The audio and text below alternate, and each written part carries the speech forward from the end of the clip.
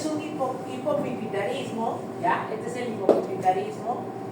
Como vemos acá, este es el hipopituitarismo prepuberal, ¿no? ¿Cuáles son las consecuencias? Tenemos una hipoglicemia neonatal, hay retardo del crecimiento, el niño no alcanza una adecuada talla, hay un déficit de todas las hormonas, hay hipogonadismo y en el caso varón hay la formación del micropene, ¿no? Que es un pene muy pequeño a pesar del desarrollo constante del mismo. Muy bien, ¿no? Vamos ahora hacia la neurohipófisis. En la neurohipófisis está ya, para empezar, no es una glándula, porque lo que hace es almacenar, no produce, almacena. ¿Qué almacena?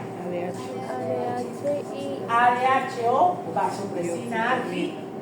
Muy bien, vasopresina arginina. ¿Cómo almacena ADH, vasopresina arginina? La libera cuando es necesario. ¿Cuál es el estímulo principal para el ADH? El núcleo. A ver. Pregunta de examen. ¿Cuáles son los dos estímulos para el ADH? Son solo dos. Volemia y osmolaridad. Volemia y osmolaridad. Volemia se tiene que reducir en un 10% para que el ADH se eleve. ¿Y la osmolaridad cuánto tiene que aumentar para que se eleve? 1% nada más. Tú requieres de un cambio de un 1% en la osmolaridad, o sea, 2 miliosmoles para que el ADH se pique para arriba. ¿Ya?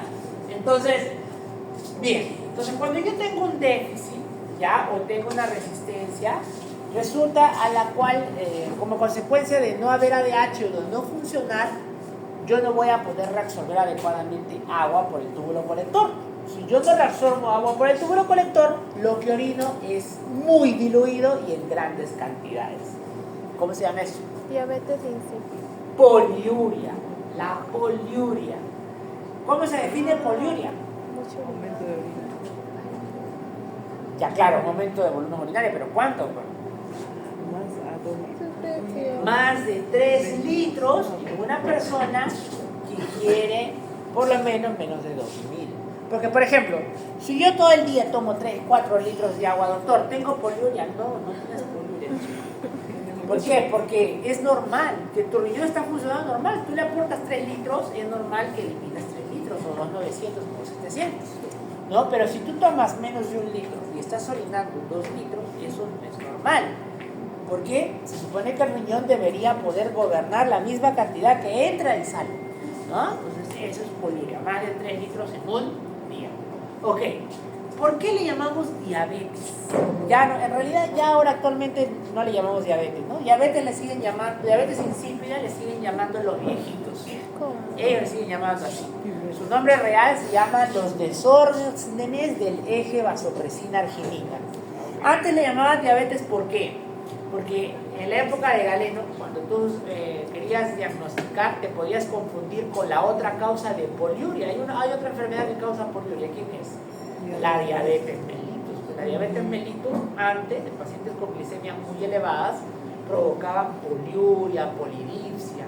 ¿No? ¿Por qué? Porque como le daban tanta glucosa, todo eso jalaba agua al túbulo colector y hacía que tú eliminaras un montón de agua. ¿Cómo diferenciabas uno de la otra? ¿Qué hacías? Insípida. Es una prueba. ¿No? Agarrabas tu vasito y ahí probabas. Si estaba dulce, diabetes mellitus. Si no tenía sabor, era diabetes insípida. ¿Te imaginas estar en esas épocas de la medicina otra vez? ¿No? Qué bonito, ¿no? Pero ya no le llamamos así porque, para empezar, miren, no todo paciente diabético tiene una orina dulce. Para empezar, no todo diabético tiene glucosuria, porque para que aparezca la glucosuria, ustedes ya saben por fisio que requiere por lo menos tener más de 200 miligramos en la sangre, ¿no? Entonces, así que eso no pasa en todos. Y número 2, porque en realidad el problema no es cuánto orina, sino el problema es la causa. Entonces, por eso el nombre actual son los trastornos del déficit de vasopresina arginina. Cuando el problema es que yo tengo muy poco ADH, se llaman diabetes insípida o las alteraciones del eje vasopresina arginina. Si el problema es que yo tengo mucha ADH, se llama SIHAT, o más conocido como el síndrome de secreción inadecuada de hormona antidiurética. CIHAT. O sea, el CIHAT es lo contrario a la diabetes insípida. ¿Ya? Vamos ahora a la siguiente. Si yo, por lo tanto, tengo hasta ver, entonces, vamos al primero, que es los desórdenes de vasopresina arginina o diabetes insípida.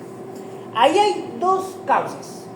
O bien yo no produzco ADH, o mi ADH se produce pero no le quiere hacer caso el riñón. El receptor no funciona, está mutado, o viene, se une, pero no soy capaz de crear acuoporinas, porque lo que hace la ADH es crear acuoporinas en el túbulo colector, ¿no? Entonces, el primero nosotros le llamamos diabetes insípida central, porque el problema era a nivel hipotalámico. Y el segundo, el problema es que el riñón no responde, entonces se llama diabetes insípida nefrógena. El nombre actual es deficiencia de vasopresina arginina, porque el problema es que tú no tienes vasopresina. Y en el segundo se llama resistencia a la vasopresina arginina, porque aquí no hay deficiencia, aquí hay resistencia. No responde a los receptores de la vasopresina, ¿no? Muy bien. Dentro de las causas, ustedes pueden tener tumoraciones, traumas, especialmente hipotalámicas, de tallo superficial. Fíjense, ¿saben dónde sucede? A veces en las fracturas de la base del cráneo politraumatizado, craneofaringiomas y a veces, muy rara vez, afortunadamente, mutaciones genéticas familiares. Eso es muy, muy raro. En la nefrogénica puede ser por enfermedades adquiridas como la enfermedad poliquística renal, autosómico dominante. ¿Recuerdan la que hemos visto en NEF? ¿No? La de los quistes grandes que ocupaban todo el espacio del riñón y que lo llevaban a diálisis en algún momento. ¿Ya? Causas metabólicas, la hipercalcemia puede provocar diabetes insípida, la hipopotasemia también puede provocar diabetes insípida nefrogénica, fármacos como el litio, ¿no? La desmoxicina, que es una enfermedad más, un medicamento más raro. Y más raramente mutaciones de los receptores de la vasopresina, ¿no? Y todo eso, acá está la lista de causas para que las lean, tanto el déficit como la resistencia, ¿no? Muy bien. ¿Y qué provoca todo ello? Miren, normalmente si tú orinas mucho porque la vasopresina no funciona, vas a perder agua, ¿cierto? Si pierdes agua, ¿qué pasa con la osmolaridad? Aumenta. Entonces, como yo tengo mi cerebro funcionando adecuadamente y mi hipotálamo funcionando adecuadamente, la elevación de la osmolaridad va a estimular al centro de la sed. ¿Por qué te has dado cuenta que cuando vas al cine, sí o sí tienes que ir a comprar tu canchita con tu gaseosa? Ellos no saben nada de medicina, pero son bien inteligentes. ¿Por qué? Porque tú comes, te fundes de cancha y la cancha tiene un montón de sodio. El sodio va a estimular sí o sí tu centro de la sed. Por eso sí o sí te va a dar sed cuando te estés comiendo cancha. Puedes ver tu gaseosa, ¿no? Y lo que no sabes es que encima de la gaseosa, como es bicarbonatada, tiene un montón de solutos. Lo que quiere decir que te la va a parar por un momento y luego más sed te va a dar. ¿Ves? Por eso te tienes que tomar una vez una taza. ¿No te das cuenta? Ya. ¿Sabes? Para la próxima, acuérdate que se enseñar. Muy bien. Listo. Entonces, eso es. Entonces, normalmente, ¿qué pasa en la diabetes insípida? Habitualmente la persona está despierta, así que consciente, así que cuando orina un montón, su respuesta es tomar un montón de agua, ¿no? Como toma un montón de agua, no suele haber desórdenes de electrolitos, ¿no? Pero ¿qué pasa si la persona, por ejemplo, es niño o es anciano o está hospitalizado o está con, no sé, pues intubado o está con, ¿cómo se llama? Con sedación, etcétera? No va a poder tener acceso a tomar agua, por lo tanto no va a responder los líquidos y en esa persona es donde va a aparecer ¿qué cosa? La hipernatremia, o sea, el aumento de la osmolaridad del sodio sérico, ¿no? Vamos al CIHAT. El CIHAT es el aumento, el aumento de la cantidad de hormona antidiurética y se debe sospechar en todo paciente con hiponatremia, hipoosmolaridad y una osmolaridad urinaria a más de 100 milimoles por kilo. Acá lo que yo tengo un aumento, no exagerado, pero sí un aumento significativo de la hormona antidiurética. Por eso, si bien es cierto, el paciente no va a estar oligúrico, o sea, orinando 100, 500, va a orinar relativamente normal, 1 litro, 800, 700, pero lo característico es la concentración urinaria, va a ser mucho mayor, ¿no? Y además, ¿no? Este paciente, como va a retener más agua libre, va a comenzar a bajar la osmolaridad, ¿no? Por eso a veces es una causa de hiponatremia. Sin ir muy lejos, ¿no? Hace más o menos como unos 2 meses, ¿no? venía a la consulta a la clínica un congresista, no voy a decir quién, ¿no? ¿Cómo se llama? Preocupado porque su mamá tenía episodios de confusión en las cuales no respondía, estaba echada en cama, le tomaban el sodio y estaba en 160, le tomaron el cama. Perdón, estoy hablando piedra, 110 la primera vez. Entonces llegaron de emergencia, se fueron, obviamente tienen plata, y entonces fueron a casa los mejores médicos de las diferentes clínicas y le pusieron sodio endovenoso por la vena. A la semana, otra vuelta, confusión, sodio, 108 miliequivalentes. Tirada, y la pobre señora, ¿qué ha pasado? No tiene diarrea, no pierde por ningún lado la señora, ¿por dónde está perdiendo sodio? Decía, ¿no? Y resulta que otra vez la vio el médico y también te dijo, bien, como a cada rato hace hiponatremia, vamos a ponerle sodio a cada rato. Entonces le ponían sodio cada 2 días, le ponían soluciones con sodio en alta concentración. Hasta que decidió por fin ir con alguien que sabe de electrolitos, o sea, el nefrólogo. Se llamó al nefrólogo y el nefrólogo le explicó, cuando uno tiene un trastorno electrolítico, no debes de tratar solo el trastorno, tienes que encontrar la causa, porque siempre hay un porqué. Entonces, hay que pedirle los estudios y ahí le encontramos lo que dice aquí. La osmolaridad urinaria estaba alta, ¿no? Estaba haciendo volúmenes de orina normales, pero con sodio persistentemente bajo. Entonces, le diagnosticamos algo que se llama CIJAT. Pero el CIJAT nunca es gratis. Mira, igual que la diabetes insípida, tiene una causa. Hay que buscar el porqué. Una de las causas es la secreción ectópica de ADH. ¿Qué quiere decir ectópica? Que se esté secretando ADH fuera del hipotálamo. Hay alguna otra célula que la está produciendo. ¿Quién suele ser? Una célula plásmica. Y ya lo han visto ustedes. Ya lo han visto en el seminario. ¿Cuál? A ver. La mitad de los que están acá son de práctica, así que lo deben de saber, porque además lo pregunté al grupo que expuso. ¿Ah? ¿Qué cosa? El carcinoma de células pequeñas del pulmón. Ese mismo. ¿Y qué hizo el nefrólogo? Le dijo, hay que buscar la causa. Le descartamos cada una de estas de acá hasta que le pedimos una tomografía de pulmones y en la tomografía 1, 2 y 3 manchas en el pulmón. ¿Qué tenía? Un carcinoma. ¿Ves? Ahí está. ¿Y murió, profesor? ¿Ah? ¿Y murió? No ha muerto, al menos que yo sepa. No, hay que sea congresista, pero no puede ser eso. No, está viva, pero la señora. ¿No? Está. Muy bien. Listo, entonces es el CIJAT. En el CIJAT lo que va a pasar habitualmente es al revés, ¿no? O sea, hay hiponatremia. Con una diuresis no oligúrico, pero sí una diuresis más reducida de lo normal. Toma 2 litros y orina solo 1,5 litros, 1,2 litros. Eso, por ejemplo, no es normal. Si yo tomo 2 litros, se supone que mínimo debo estar orinando 2 litros y algo un poquito más, ¿no? Muy bien. Y para terminar ya, para que termine, vamos a hacer los trastornos tiroideos.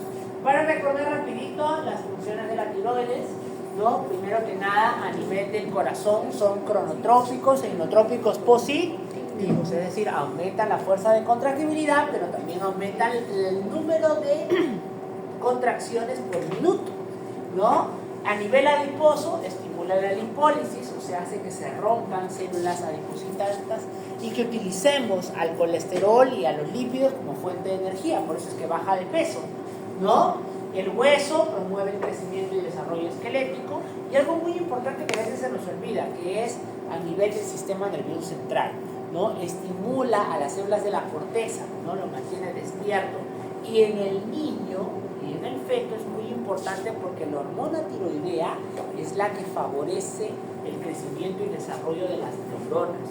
Por eso es que, a ver, ¿alguien aquí es mamá o papá? A ver, aquí, mamá o papá, ya, no hay nadie. Entonces, una de las cosas que se le pide, pregúntale a tu mamá, una de las cosas que le piden a la mujer cuando saben que está embarazada y durante el embarazo sí o sí, es las hormonas tiroideas. Porque si la mujer es hipotiroidea y está gestando y no lo sabe, su suplemento de tiroides hacia el feto, al cual va a depender enteramente de las hormonas tiroideas de la mamá, va a ser bajo. Y puede nacer con hipotiroidismo congénito, ¿no? Que es un niño que habitualmente va a tener limitaciones en el neurodesarrollo. O sea, por eso es importante usar hormonas tiroideas. Muy bien, en el intestino aumenta la transitabilidad del intestino, aumenta el ritmo con el que se contrae la peristalsis, las lipoproteínas aumentan su formación y estimula el consumo de oxígeno y el consumo de energía por parte. Entonces vamos al hipertiroidismo. El hipertiroidismo es un estado hipermetabólico. Yo tengo acá las hormonas tiroideas muy aumentadas en concentración, en acción, por lo tanto, y todos sus efectos van a ser básicamente por el estado hipermetabólico. Dentro de las causas del hipertiroidismo se encuentra a nivel primario y secundario. Primario es cuando el problema es en la glándula. Secundario es cuando el problema es a nivel de la hipófisis. ¿Qué cosas pueden provocar un problema de hipófisis que genere más TSH y más T4 y T3? Por ejemplo, cadena beneficiario, tumores trofoblásticos, cariocarcinoma, tratamiento del hipotiroidismo, o sea, al contrario, el paciente que toma levotiroxina y se le pasa la raya. Aquí, a propósito, una anécdota. Yo tenía una colega que era residente de inmunología, ¿no? Y que tenía hipotiroidismo porque también era mi compañera de promoción de la universidad, había tenido cáncer de tiroides, le extrajeron la tiroides y se quedó hipotiroidea, necesitaba tomar su levotiroxina. Llegó a la residencia y desde el segundo día de la residencia, la guardia, esto la veía, estaba casi, hay otra cosa así, saltada, hiperexcitada casi ella, no dormía, nada de ella, y era que ella misma tomaba una dosis mayor, en una mitad casi de la dosis, ¿no?, del tratamiento de la levotiroxina. A propósito, ¿por qué decían? Para que estuviera más activa, dice, porque cuando tenía mucho trabajo, tomaba más levotiroxina. Y eso es un error, porque resulta que en el tercer año de la residencia se tuvo que hospitalizar un día por la emergencia de la guardia. ¿Qué pasó? Le dio una taquicardia sinusal severa de más de 130 latidos por minuto con palpitaciones. Estaba tomando una dosis muy elevada de levotiroxina. ¿Ves? Muy bien. Es más, entonces ustedes de todas maneras han escuchado que algunas personas inclusive utilizan a la levotiroxina para bajar de peso, ¿no? Tonta e idiotamente. Muy bien. Una de las causas de enfermedad de hipertiroidismo es la enfermedad de Graves-Basedow, que es una enfermedad, una tiroiditis autoinmune, pero es una tiroiditis especial porque es una hipersensibilidad tipo 2 que se caracteriza porque el cuerpo se transforma en un agonista. ¿Qué es un agonista? Estimulador del receptor, correcto, muy bien. O sea que simula a la TSH, se une al receptor de la TSH y por lo tanto tiene los efectos de la TSH en el folículo tiroideo, haciendo que él secrete más hormona tiroidea, pero además creciendo en tamaño y en volumen y en número. Por eso es que una de las características de la enfermedad de Graves-Basedow es el agrandamiento de la glándula tiroides, ¿no? ¿A cómo se le llama eso vulgarmente? Algocio. Muy bien, entonces acá tienen, por ejemplo, las características de las enfermedades. La enfermedad de Graves, la hashimotoxicosis. ¿Qué es la hashimotoxicosis? Es una forma de presentación de la enfermedad de Hashimoto o la tiroiditis de Hashimoto, La tiroiditis de Hashimoto más frecuentemente provoca lo contrario, provoca hipotiroidismo. Pero la hashitoxicosis es cuando hay una destrucción aguda, masiva del folículo tiroideo, que al destruirlo, ya tú dirás, doctor, pero disminuye la célula tiroidea, ¿cómo va a ser el hipertiroidismo? Es que acuérdate cómo es la arquitectura del folículo tiroideo, ¿te acuerdas? Es una laguna de hormonas que están rodeadas por el folículo. Si yo lo destruyo y lo rompo, de manera rápida, en un solo momento, estoy liberando gran cantidad de hormonas. A eso se le llama la tormenta tiroidea o hashitoxicosis, ¿no? Es una forma de presentación de la tiroiditis de Hashimoto. No es frecuente, pero es una forma de presentación. ¿Ya?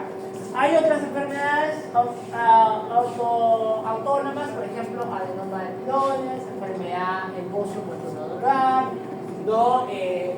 Hipertiroidismo generado por un adenoma productor de TSH, es rarísimo, un tumor productor de TSH es rarísimo, ¿no? Hiperemesis gravídica, enfermedad trofoblástica, se la pueden producir, tiroiditis pueden producirlo, ¿no? Exceso de requerimiento de hormona, por ejemplo, el caso que les dije de la colega, muy bien, que generan caída de peso, caída de pelo, nerviosismo, agitación, bocio, en la enfermedad de Graves provoca bocio, intolerancia al calor, taquicardia, pulso en vivo, piel caliente, húmeda, diarreas por el aumento de la transitabilidad del tracto digestivo, debilidad y miopatía porque disminuye la masa muscular, ¿no? Osteoporosis porque provoca mayor recambio del hueso, ixedema pretibial y la orbatopatía de Graves. Esa parte, al respecto, vamos a hablar esta parte. Cuando tú escuchas hipertiroideo, lo primero que viene al estudiante de la medicina es, uy, hoy día me toca endocrino, me toca rotar en endocrino, hospital prevalente igual menara. Entonces lo primero que quiero ver es un hipertiroideo. Voy a ir a verlo y tiene que estar con los ojos así, saltones, ¿no? Altos, y lo que ven en el libro. Y no lo vas a encontrar, compadre. ¿Sabes por qué? No lo vas a encontrar muy rara vez. Porque, para empezar, eso que se llama exoftalmo, que son los ojos saltones, solamente aparece en la enfermedad de Graves. El edema pretibial, mixedema pretibial y la orbitopatía exoftálmica solo aparece en la enfermedad de Graves. ¿Y por qué? Porque la causa no es la hormona tiroidea, la causa es la orbitopatía de Graves. ¿Qué pasa en la enfermedad de Graves? Así como la célula B y la célula T producen anticuerpos que se posan sobre el receptor de la célula del receptor de la TSH, estos mismos receptores estimulan al miofibroblasto que está en el interior de nuestra cavidad orbitaria. Al estimularse, este miofibroblasto comienza a secretar una mayor cantidad de glucosaminoglicanos, ¿no? Y de enfermedades inflamatorias que provocan una migración al miofibroblasto y además a los adipocitos hace que proliferen más. Entonces, acá, tú sabes que el globo ocular no está nadando ahí en agua, ¿cierto? Está rodeado de una grasa. Esa grasa comienza a aumentar de tamaño y además se llena de miofibroblastos y glucosaminoglicanos. El ojo no tiene más espacio y lo empuja, por eso es que se ve como el ojo así un poco salido de la órbita, por eso se provoca el resultado. Entonces eso es propio de la enfermedad de Graves, no del hipertiroideo. No todo paciente hipertiroideo lo vas a encontrar así. Por ejemplo, mi colega no tenía exoftalmos, ni tendría por qué haberlo tenido, porque su hipertiroidismo era por la levotiroxina, no era por enfermedad de Graves, ¿ya? Muy bien. Y de la misma forma puede provocar algo que se llama el mixedema pretibial.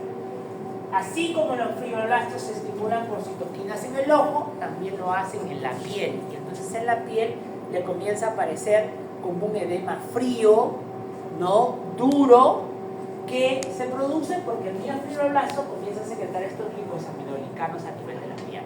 Y produce eso que se llama el mixedema pretibial, así se llama. Es característico, otra vez, de la enfermedad de Graves. Muy bien. Pero las otras manifestaciones que les voy a decir ahorita, esas sí son características en general todos los hipertiroidismos. Por ejemplo, el aumento de flujo sanguíneo y disminución de la queratina que me dan como resultado una piel caliente, El aumento de caloregénesis, que me da también una piel caliente, aumento de sudoración y tolerancia por el aumento de la caloregénesis. Una de las cosas que se queja mucho el paciente con hipertiroidismo es la intolerancia al calor. Si tú crees que te pudres en el calor, peor es el hipertiroideo, hasta que se quieren morir ya, como si le dieran un choque de calor. Adelgazamiento del cabello, ¿no? Onicolisis y ablandamiento de las uñas. Se le suele romper las uñas a nivel de la base y eso produce lo que se llaman las uñas de Plummer, ¿no? Las uñas de Plummer. Muy bien. Son uñas quebradizas, ¿no? Uno le mira las uñas y ve cómo están rotas, como si fuera un vidrio roto. Te mueres si ¿no? te das. Mirada fija, retraso de los párpados y solo en pacientes con enfermedad de Graves, proptosis o exoftalmos. Acuérdense, la proptosis o oftalmos solo es en enfermedad de Graves, no es en todos los hipertiroideos. El nivel cardiovascular tiene un aumento de gasto cardíaco porque requiere un aumento de cantidad de oxígeno y el hallazgo más frecuente a nivel de cardiovascular es la taquicardia sinusal. O sea, tienen frecuencias cardíacas de 110, 120, pero tú miras el electrocardiograma y tienen OTP, OTT, QRS, todo está normal, o sea, tienen ritmo, todo. Solamente es una taquicardia sinusal nada más, ¿no? Y a veces, rara vez, se pueden asociar a fibrilación auricular. En hueso estimula una gran cantidad de absorción ósea, por eso es que provoca un aumento de porosidad cortical y riesgo de osteoporosis y caída y fractura, ¿no? A nivel endocrino metabólico tienden a tener concentraciones bajas de colesterol, ¿no?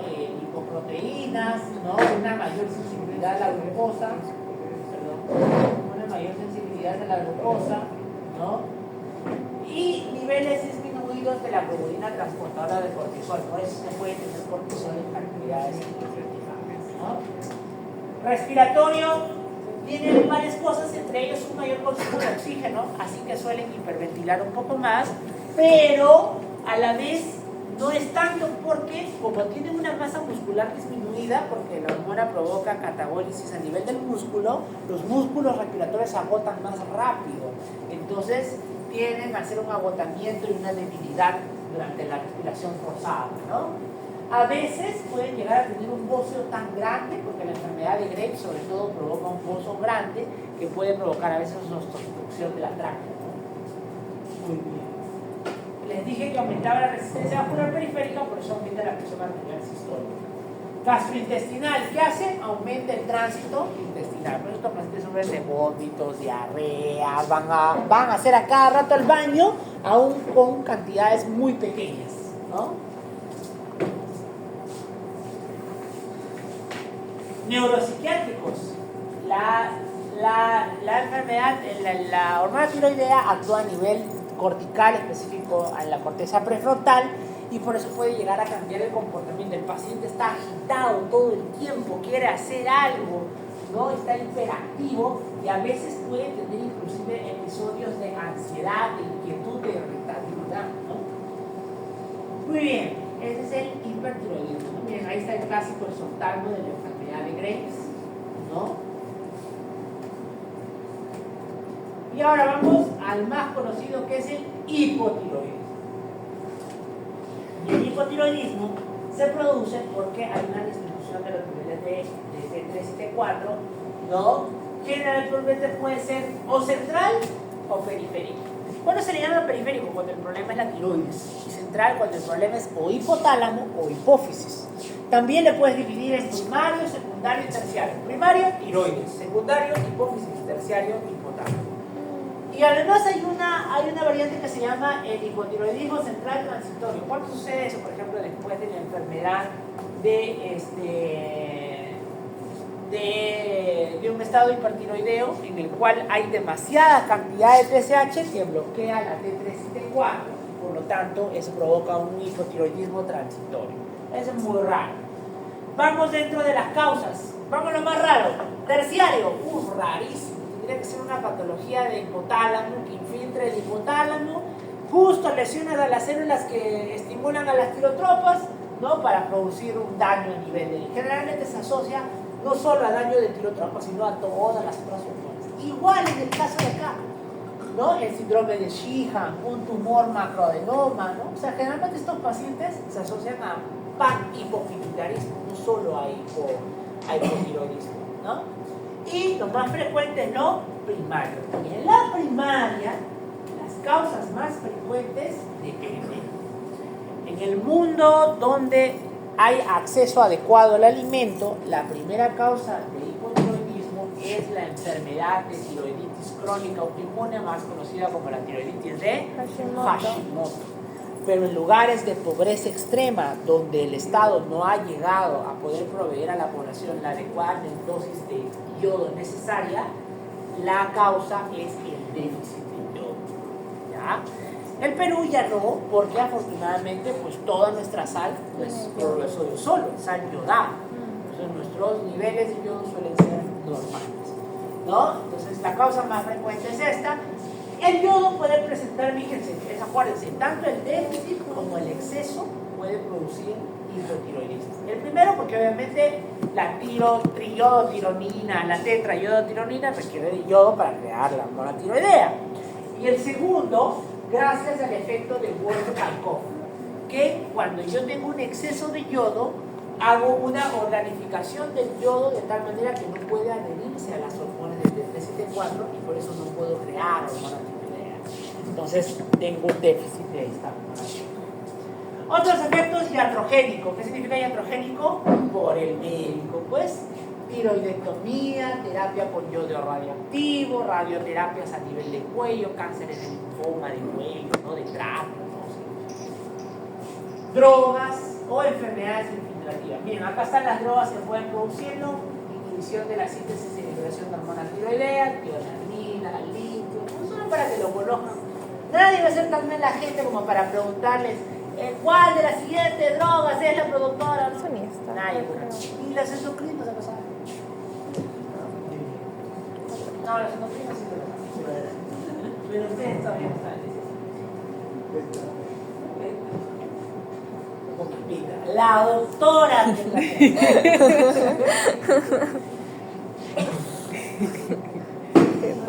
Es como cuando el día sábado en la guardia venía un residente de R2 que era su primera guardia. Mala suerte, la primera guardia. Álvaro, ya pasé la mitad de mi lado. ¿Qué? ¿A quién le hablas? ¿A quién estás hablando? Perdón, doctor Hostia. Jamás, nunca me tutees. Si una persona no te da la confianza para tutear, no debes de tutear. Yo nunca le tuteo a mi paciente, siempre le hablo. Solo si la persona te da la confianza de tutearte, le dice explícitamente tutearle. Ya con ustedes, yo les hablo de usted, le digo doctora, ¿se han dado cuenta? No es porque, aparte que es porque soy un chiquiviejo, seguramente como dice mi esposa, también es porque es importante siempre guardar el respeto por tu persona. Está siendo grabado para poder mandarse instantáneamente a la otra. Tranquilo, no te haces. Bien, el hipotiroidismo primario. Miren, hay dos formas de presentarse el hipotiroidismo: el subclínico y el manifiesto. Subclínico le dices cuando el paciente tiene TSH aumentada, pero tiene T3 y T4 bajo, y además la clínica es muy leve a casi inexistente. De esos hay un montón de hipotiroidismo subclínico, hay bastante. Por ejemplo, en el embarazo sucede. La mujer no tiene casi nada de síntomas, pero la TSH está elevada. Y igual esa mujer tiene que recibir tratamiento, porque si no está en riesgo el bebé. Y el hipertiroidismo manifiesto, que es el paciente que tiene T3 y T4 disminuida, TSH aumentada, y tiene aparte las manifestaciones que vamos a ver, ¿no? A ver, ¿por qué la TSH está aumentada? Porque la T3 y la T4 sirven de feedback negativo. Cuando yo tengo bajo nivel de T3 y T4, la TSH tampoco. Por cierto, ¿no? Vamos a la tiroiditis de Hashimoto, que es la primera causa. No la voy a hablar mucho porque ustedes ya la van a hablar ampliamente. Pero lo importante es que aquí se desarrolla un efecto de autoinmunidad dirigido a veces contra dos tipos de proteínas específicas: el receptor de la tiroglobulina y la peroxidasa, que es parte de las enzimas que se encargan de unir el yodo a la tiroglobulina.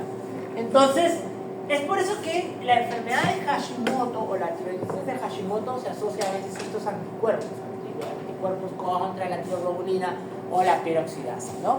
Entonces, lo que se sabe es que estos anticuerpos lo que hacen es, primero, provocar una infiltración de células de linfocitos T y linfocitos B plasmáticos hacia el tejido folicular y una inflamación muy intensa, pero provocan una destrucción tanto por anticuerpos con necrosis como por citotoxicidad y apoptosis.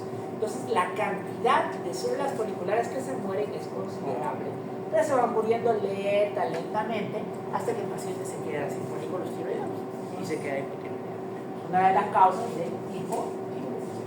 Después otra cosa más provoca que artralgias, polartralgias.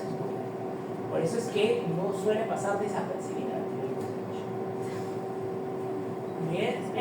Este es el cretinismo.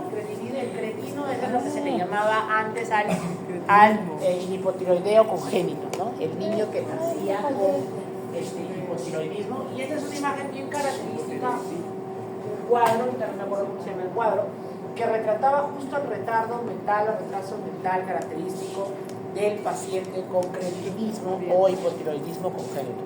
Ahora, no es que ahora obviamente ya no llegamos a ese punto, porque todos los niños, así como durante durante el cuidado prenatal, no pasan a su vez un dosaje de TSH, T3 y T4.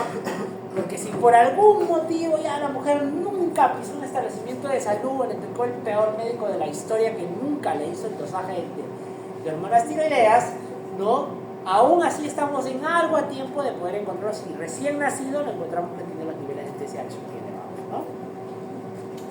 Muy bien. ¿Y cuáles son las manifestaciones que se producen en el hipotiroidismo? En el hipotiroidismo se manifiestan dos cosas. Las propias del hipometabolismo, o sea, producidas por los niveles bajos de hormona tiroidea, y lo otro característico que es por la acumulación de glucosa.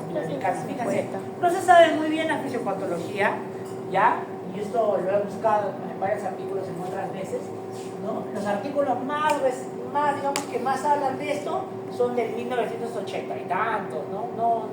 ¿Por qué no hay mucha evidencia de esto? No se sabe, la verdad no se sabe, habría que preguntarnos a los primos. Pero el hecho es que se sabe que la hormona tiroidea tiene un papel con estas moléculas que se llaman glicosaminoglicanos, que son como periproteínas, ¿no? Que lo que hacen es tener una carga negativa y que se acumulan en el intersticio. Entonces se cree que las hormonas tiroideas degradan estos glicosaminoglicanos.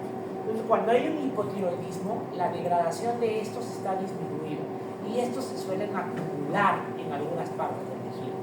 Y esto provoca lo típico del hipotiroidismo, que es el vello y la piel áspera, la fase hinchada del hipotiroideo. Tú lo vas a ver que tiene la fase aborragada, hinchada, pero cuando lo tocas no es como el edema del síndrome nefrótico ni de la insuficiencia cardíaca, donde tú hacías y dejabas tu huella, que se ve como agua. Acá no, es un edema frío, sin fovea, hinchado, ¿no? Pero tampoco se ve rojo como inflamado por una infección. Entonces, y ese mismo infiltración aparece en la lengua y en las cuerdas vocales verdaderas. Por eso es que el paciente hipertiroideo tiene macroglosia y ronquera producto del engrosamiento, ¿no? Ya luego estos son las manifestaciones propias del hipometabolismo, tienen ahí disminución del flujo sanguíneo, por lo tanto la piel pálida, epidermis tiene capa celular atrófica, por lo tanto hay piel seca, disminución de los galerogénesis, o sea, sudoración disminuida, infiltración, edema sin fovea, el edema que le dijimos. Las hormonas tiroideas producen hipocoagulabilidad. ¿Por qué? Bueno, no se sabe muy bien el mecanismo, pero se cree que la hormona tiroidea está emparentada con la función del factor de von Willebrand y se cree que al estar disminuido hay una disminución adquirida de este factor, por eso el riesgo de hemorragia, ¿no? Hay hipoproliferación por parte de la médula ósea, porque además hay disminución de la eritropoyetina por acción de la hormona tiroidea, por eso hay anemia neumocítica neumocrónica. Y sobre todo cuando hay tiroiditis autoinmune puede asociarse a anemia perniciosa. ¿Ustedes se acuerdan? La anemia perniciosa es producida por la disminución de factor intrínseco y por lo tanto se da lo que es una anemia macrocíclica. Esa disminución del metabolismo produce una disminución de gasto cardíaco, por lo tanto una disminución de la capacidad para el ejercicio. Fíjense, el paciente con hipotiroidismo no es que hace insuficiencia cardíaca, a no ser que el paciente ya tenga insuficiencia cardíaca de fondo y empeora. Aquí más lo que se queja el paciente es que cuando hace ejercicio se cansa demasiado, no puede tolerar hacer mucho ejercicio. Hay una mayor resistencia vascular periférica, por lo que genera hipertensión arterial, una menor tasa de consumo de colesterol, por eso hay hipercolesterolemia, y hay hiperhomocistinemia, y estas cuatro cosas generan aumento de riesgo cardiovascular, pues el mayor riesgo de infarto.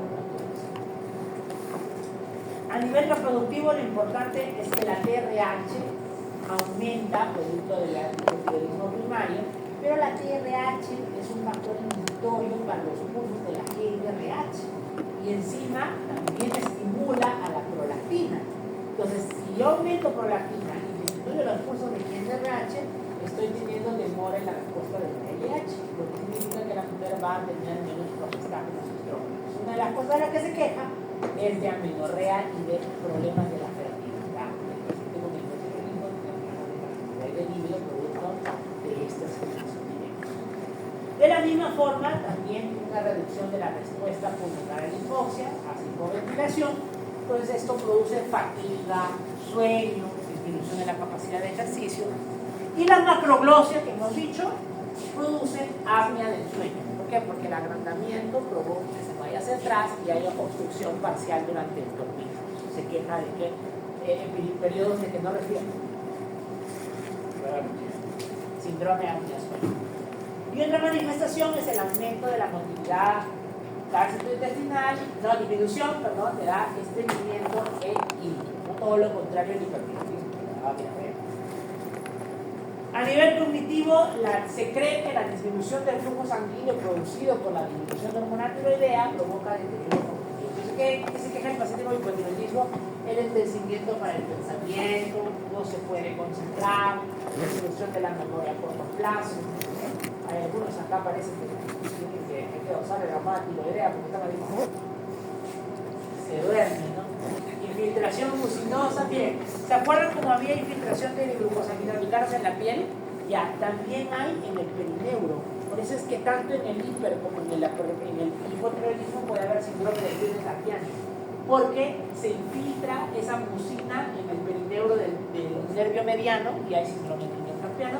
Y de la misma forma en los nervios periféricos. Por eso pueden haber pérdida de sensibilidad, hormigueo en las piernas, disestesias dolorosas. Y una complicación ya muy severa es cuando los niveles de hormona tiroidea están tan bajos que los niveles cognitivos están disminuidos, la corteza está muy apagada y puede provocar convulsiones, que se llama hipotermia y hiponatremia. Eso se llama el coma mixedermático, que es una emergencia, ¿no? Es muy raro, felizmente. Provoca una disminución del uso metabólico, por lo tanto va a aumentar de peso, aumenta la distribución de la grasa corporal, aumenta la hipercolesterolemia, los lípidos y riesgo de hiperglucemia. A nivel musculoesquelético disminuye la fuerza corporal, ¿no? Etc. Muy bien. Y para acabar, vamos a ver este pequeño caso clínico, no tan pequeño.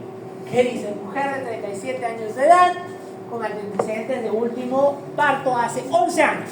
En el cual presentó hemorragia posparto masiva, permaneció en coma durante 2 días en área de terapia intensiva y presentó agalactia, es decir, le quiso dar de lactar al bebé y no pudo.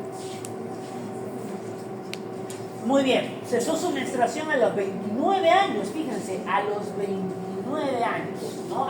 O sea, 2 años después de haber quedado gestando, 2 años después. Le fue además diagnosticada depresión postparto, en la cual menciona no haber recibido ningún tratamiento, y refirió hipotiroidismo diagnosticado recién hace 4 años, recibiendo levotiroxina. Hace 3 años recibió transfusión de paquetes de sangre, encontrándose asténica, anemia, trombocitopenia. Acudió al servicio de emergencia con hipovolemia. semicemia, inconsciente, manifestando síncope, ¿no? Comenzó padecimiento 2 semanas atrás por presentar lipotimia, que son unos desmayos, ¿no? Frecuentes, dolor en epigastrio, ¿no? Que fue sofocante, acompañado de disnea, náuseas, vómitos. Responde a estímulos a nivel verbal y muestra palidez mucotegumentaria con campos pulmonares normales, ruidos cardíacos rítmicos en buen tono y intensidad, abdomen blando, pero mira la presión, 9, 60, frecuencia cardíaca, ¿dónde está? Me perdió, no dice. Frecuencia respiratoria 27 por minuto, temperatura 36 grados, glucosa 36 miligramos por cilindro, eso es normal, ¿verdad? No, está muy alta, ¿no? Muy baja. Baja, pues claro, caes. Y en la resonancia magnética dice ausencia de silla turca o silla turca vacía. No hay nada. ¿Qué tiene nuestra paciente? Tuvo un síndrome de Chico. Fíjense, un síndrome de Chico. ¿Qué era lo primero que debió haber llamado la atención al médico desde el momento en el que antes que saliera de alta? ¿Cuánto tiempo pasó? Mira, 11 años han pasado. Y recién aquí se enteró que había tenido y ahora lo que tiene es un panhipopituitarismo. Todos los síntomas que hemos visto porque llegó por emergencia son por hipocortisolismo, porque el hipotiroidismo no tanto porque ya recibía el levotiroxina, diagnosticado tarde, pero ya lo había recibido, ¿no? La prolactina aquí ya no importa porque ya no necesita adelantar, ¿no? Muy bien.